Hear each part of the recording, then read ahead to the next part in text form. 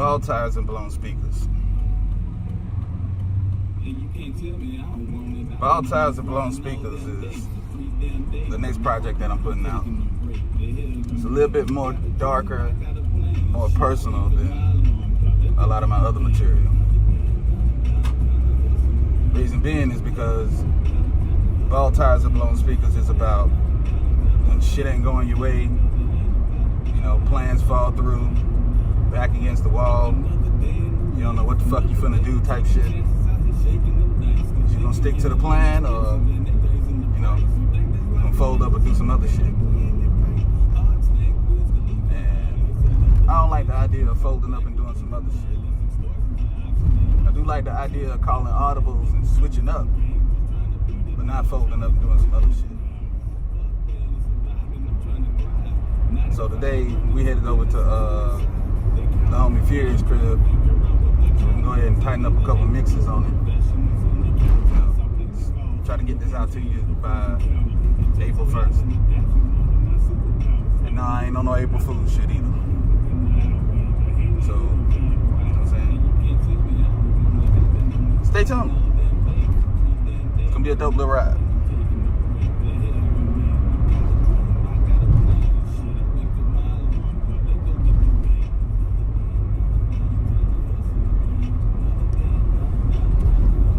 And this is the lab. Furious is out of the room right now, on the phone with a client, but we getting ready to crank up this mixing session. As much as I want to, I don't believe I will be blessing the mic today, but you never know.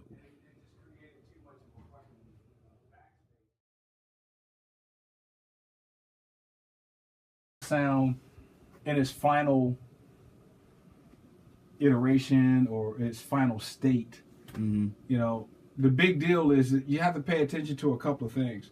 Now, the thing that I love about Ozone is that they give you a lot of bang for the buck in regards to how you want to approach your final mix. Now, when we talk about mix, we're not talking about mastering. Mm-hmm. We're just talking about the mix.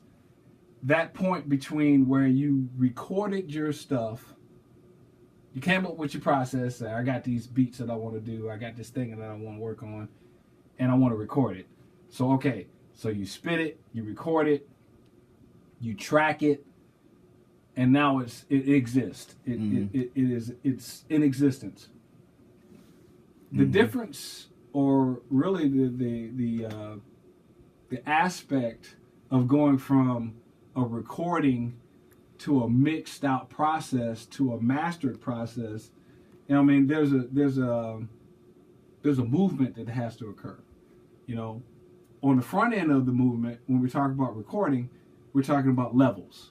You got to make sure that everything is balanced the right way.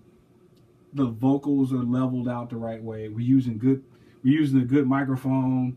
We're using all the products that will lend to giving us a good end state.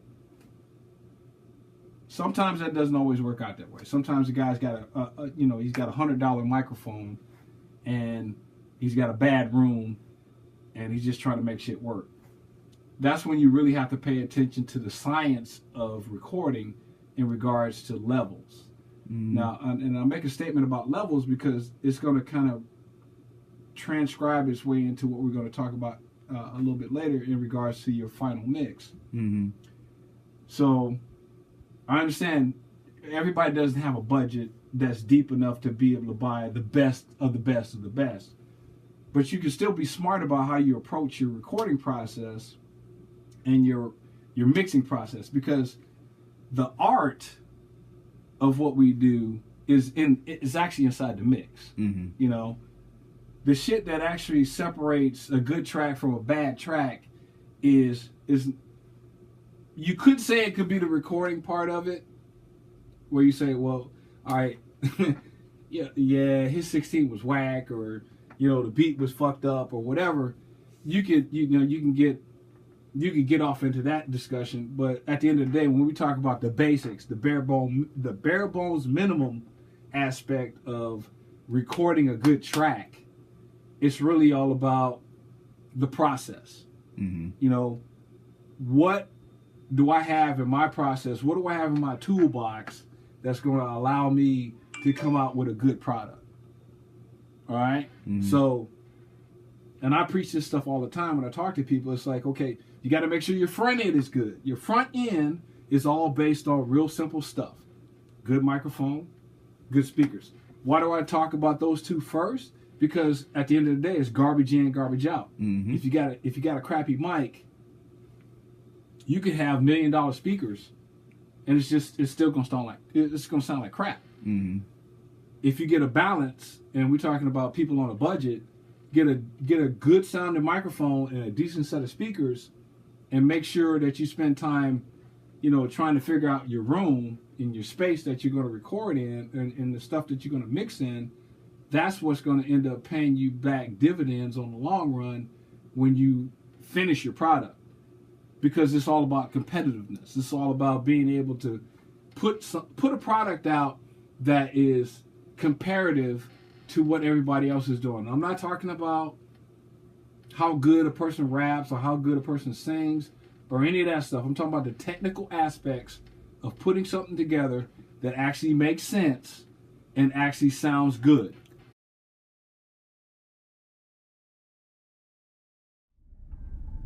We all got that one homie or that one friend that, if you say some stupid shit to him, it's going to irritate the piss out of him. And he going to say some dumb shit back to you. And, everybody going to end up laughing, haha, whoop-de-whoop. I guess I'm that friend in my circle. And I'm cool with that. Because I just like for people to feel better, people vibe. God damn, there's a big ass spider out there in the road. I will not be letting this window down.